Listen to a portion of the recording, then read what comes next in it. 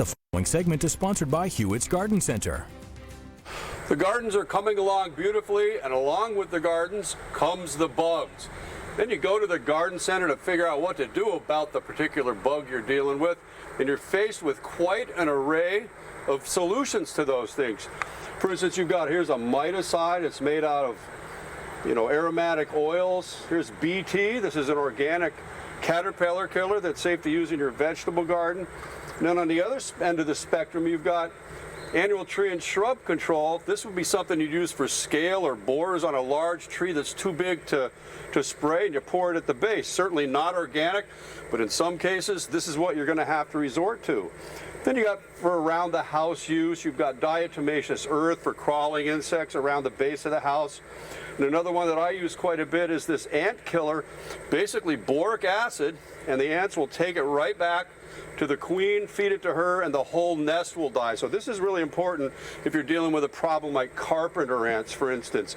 But in our gardens, we're very often faced with things like aphids and things that are a little bit easier to kill. And there's a wider array of things.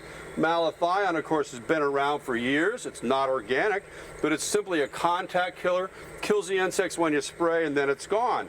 But there is an organic pyrethrin, essentially the extract of crushed African daisies. It's available in a concentrate, and you can also buy it. This Japanese beetle killer here is simply pyrethrin, so it's available in multiple forms, easy to use, kills on contact, evaporates, and it's gone. So a lot of times, though, you really just don't know what you're dealing with.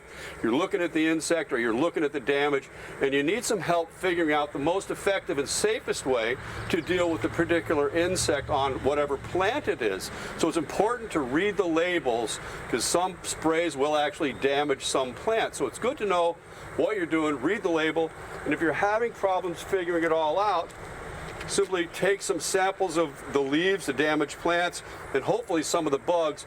Bring it to the garden center, and there's folks there that can help you identify it and also suggest the safest, most effective solution for you. So for Hewitt's Garden Centers, this is Peter Bowden.